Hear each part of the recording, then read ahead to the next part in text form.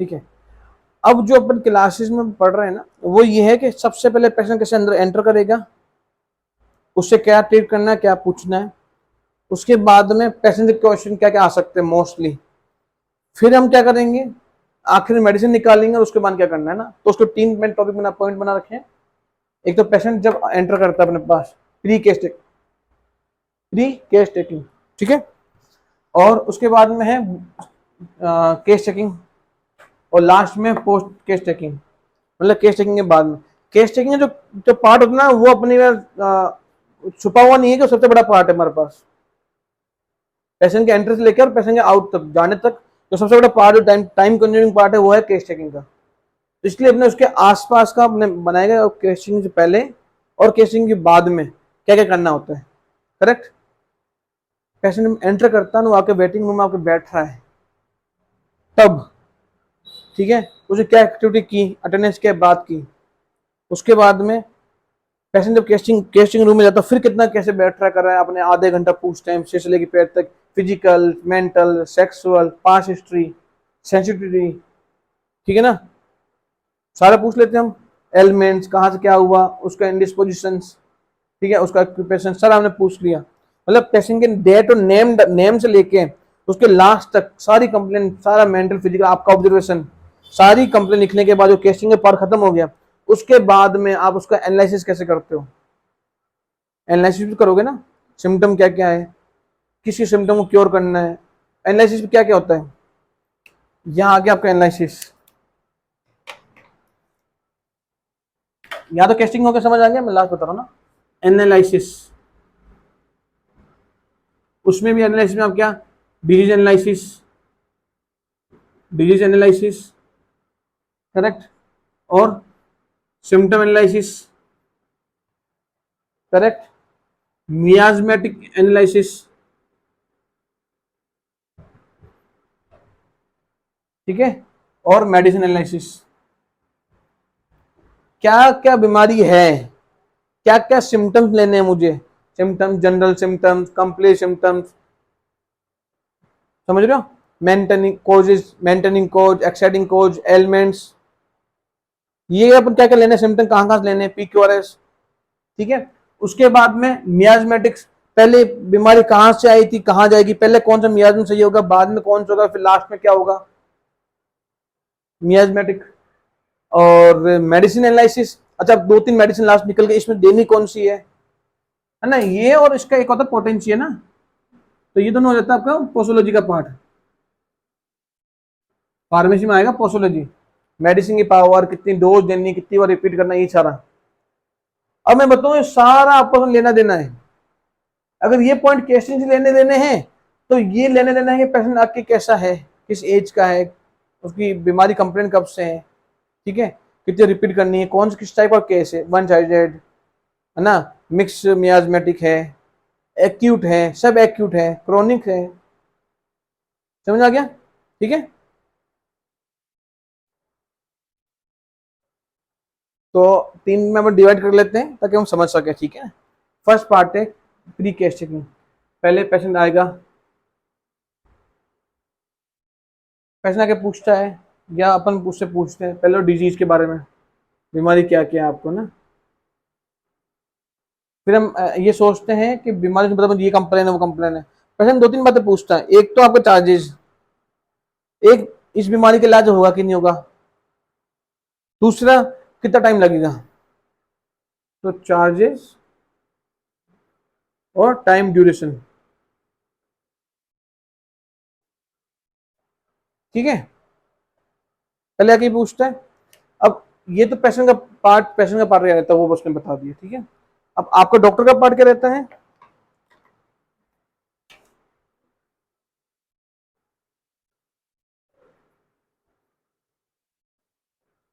Doctor का part रहता है कि आप उसको, आपका प्रोसेस क्या है, दवाई देंगे, कितने दिन की मेडिसिन आप देते हैं, क्या देते हैं, किस बीमारी इलाज कर रहे हैं, आपकी बीमारी इलाज होगा कि नहीं होगा, उसके बारे में उसको डिटेल्स देना है ना।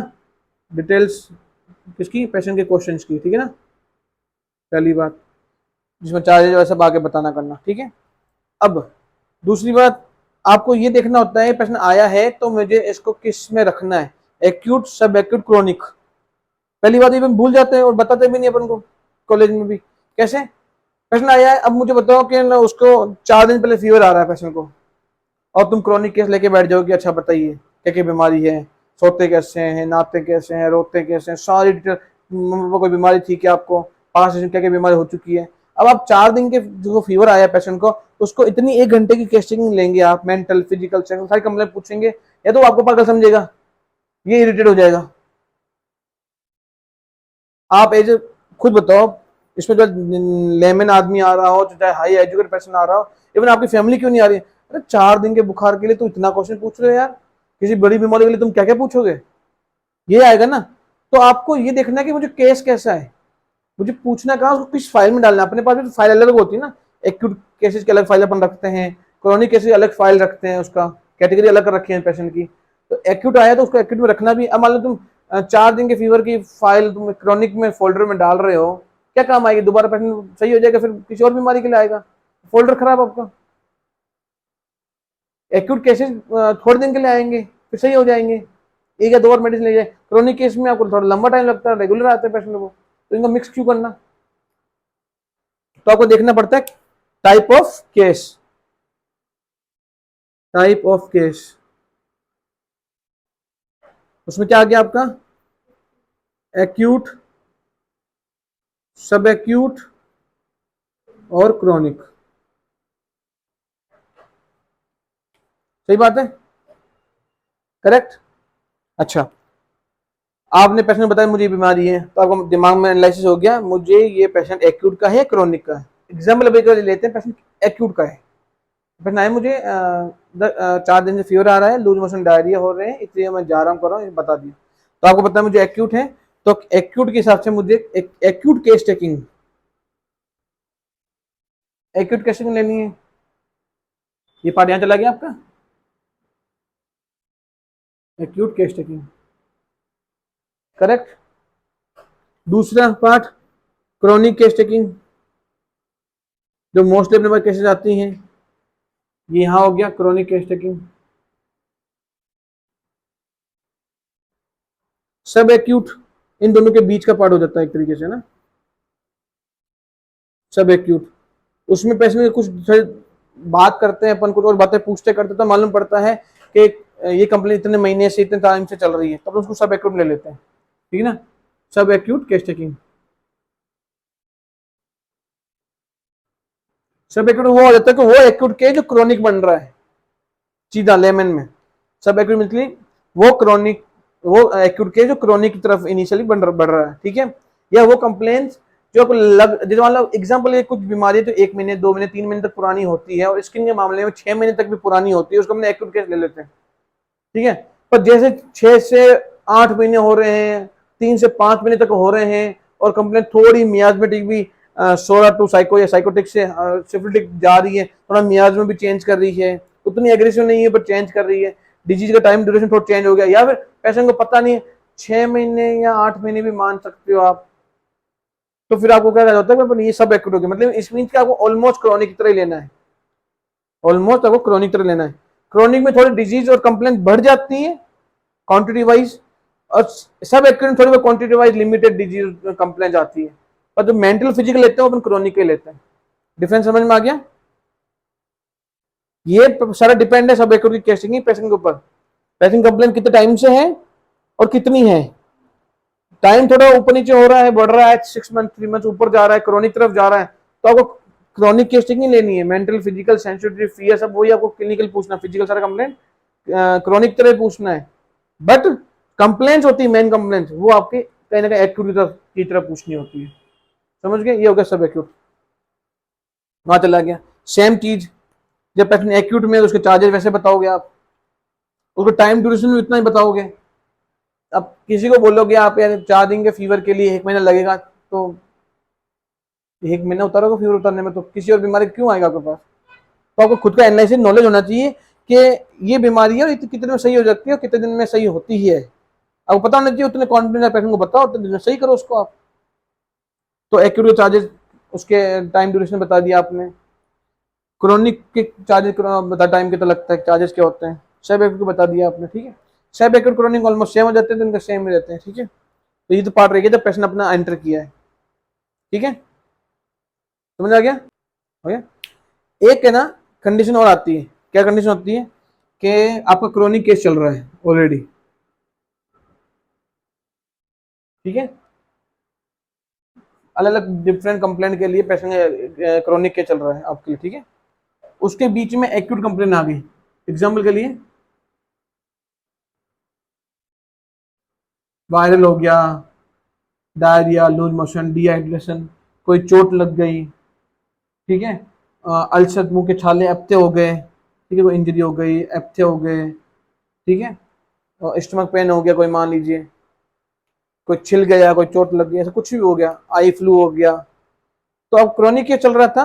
क्रोनिक केस मतलब कि आपकी जो भी आपने केस लिया हुआ, जितनी कंप्लेन का ट्रीटमेंट कर रहे हो, इलाज कर रहे हो, उस पेशेंट का जब न्यू कंप्लेन आई उससे कोई लेना देना नहीं है, ना तो वो आपके क्रोनिक केस का पार्ट था, ना डिजीज का पार्ट था, ना आपको जो मेडिसिन दी उसका पार्ट था, मीन्स ना तो हेमोपैथी एग्रेशन था, ना मेडिसिन एग्रेशन था, ना कोई डिजीज एग्रेशन था, वो क्या न्यू कंप्लेन आई है और वो एक्यूट है। तो acute case in sorry acute complain in chronic case, chronic case में आने वाली एक्यूट कंप्लेन, ठीक है। तो ये हो गया acute complain in chronic case, एक तो ये कंप्लेंट थी वो, ठीक है। हाँ नहीं, आप उसमें क्या करते हैं, इसमें क्या करेंगे अपन, ये पेशेंट आ गया, सर मैं आपको दवाई ले रहा हूँ, अभी 2-3 दिन मुझे प्रॉब्लम हो गई, तो अपन इस चीज को फॉलो करते हुए फिलहाल के लिए 2-3 दिन के लिए जो सिम्टम लेते हैं अपन एज ए एक्यूट केस लेंगे, अपन इसका रिजल्ट कैसे करें, सोल्व कैसे करेंगे इसको ना। इसका सॉल्यूशन ऐसा है कि आपने उस समय 2-3 दिन के लिए आपकी मेडिसिन रोकी क्रोनिक वाली, है ना, और एक्यूट केस लिया आपने, जो प्रेजेंट कंप्लेन थी, है ना, उसका एक्यूट केस लिया, और वो 3 to 4 डेज के लिए आपने उसको वो एक्यूट मेडिसिन दी, acute medicine prescribe. Chronic case के बीच में कोई एक्यूट कंप्लेन आई, उसके लिए आपने उसको मेडिसिन दी नहीं थी, जब जिस कंप्लेन के लिए सिम्टम के लिए आपकी मेडिसिन नहीं की है, तो सिम्टम में वर्क कैसे करेगी। तो आप उन 2-3 दिन के टाइम गैप के लिए उसको एक्यूट केस चेकिंग लीजिए, फिजिकल, मेंटल और उसका एलिमेंट जो डिजायर हुआ, ठीक है। उस 2-3 दिन के लिए आप अपनी क्रोनिक मेडिसिन रोकिए, और एक्यूट कंप्लेन की जो आपने केस लिया है उसकी मेडिसिन लीजिए, वो सही हो जाएगा, और फिर क्रोनिक वाली मेडिसिन आप रिपीट चालू कर दीजिए।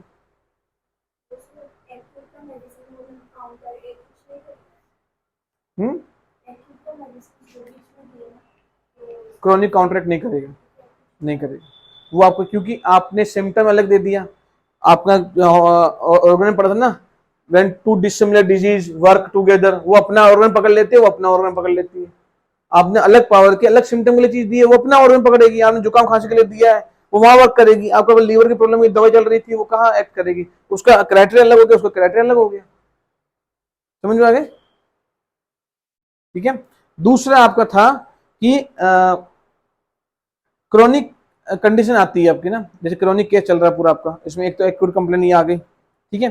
दूसरा है कि क्रोनिक केस के अंदर ही अगर क्रोनिक कंप्लेन जो थी उसकी ना एक्यूट कंडीशन आती है, जैसे कि अस्थमा का पेशेंट है, अस्थमा क्रोनिक केस है आपका, है ना, क्रोनिक केस के अंदर, है ना, क्रोनिक कंप्लेन जो सिम्टम के लिए जब दवाई दी उसकी ही एक्यूट कंडीशन आना,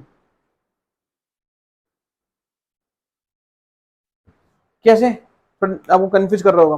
क्रोनिक क्या चल रहा है अस्थमा का आपका, सब कुछ ठीक चल रहा है, किसी डस्ट मिट्टी एलर्जी की वजह से, वेदर चेंज होने से अस्थमा एक दिन से 1-1.5 दिन 2 दिन के लिए थोड़ा बढ़ गया, एक्यूट एकदम से सडन बढ़ गया, तो क्या हो गया, वो क्रोनिक का केस का आपको एक्यूट कंडीशन एकदम हाई हो गई। माइग्रेन में माइग्रेन का अटैक आना, समझ रहे आप, ठीक है। और जैसे कि स्टोन में स्टोन का पेन सडनली बढ़ जाना एकदम से,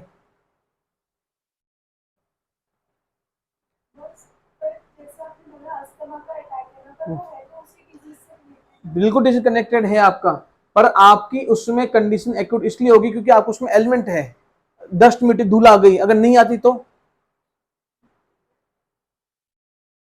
कोज भी तो आपका चेंज हो गया ना। इम्यूनिटी स्टोन की ये तो नहीं कह सकते उसको ट्रीटमेंट किया ही नहीं आपने, बट अगर ऐसी कोई कंडीशन होगी जो उसका एक्साइटिंग मेंटेनिंग को सडनली आया है, तो आपकी कंप्लेन एकदम से बढ़ रही है आपकी, है ना। क्रोनिक केस की ही एक्यूट कंप्लेन एग्जर्ट होना, अस्थमा अटैक हो गया, माइग्रेन अटैक आ गया, कोई ऐसे थॉट्स आ रहे हैं कर रहे हैं, तो वो आपका ये इस पे रहेगा। है क्रोनिक केस्टिंग पार्ट ही, पर अब वो कंफ्यूज कहाँ हो रहा है, अपने उस पर सोल्व कर रहे हैं। ये चीजें आती है, अपने पार्ट कहाँ ले रहे हैं, इसमें ले रहे हैं। जब पेशेंट आपके पास ये जो न्यू पेशेंट, उसी को थोड़ी आप लोग प्री केस्टिंग में, प्री केस्टिंग में तो वो भी लोग आएंगे जो पहले आपके केस ले चुके हैं, वो दोबारा किसी और कंप्लेन के लिए आए मान लीजिए, या आपको क्रोनिक केस चल रहा है तो फॉलोअप के लिए आए हैं। फॉलोअप में अगर वहाँ पे दोबारा रीकेस करना है, फॉलोअप लेना है, तो वहाँ पे एक और तो वापस प्री केस्टिंग का पार्ट हो गया ना वो। अच्छा ये कंप्लेन कैसे कैसे नहीं आप लिखते करते हो वहाँ पे आप, ठीक है।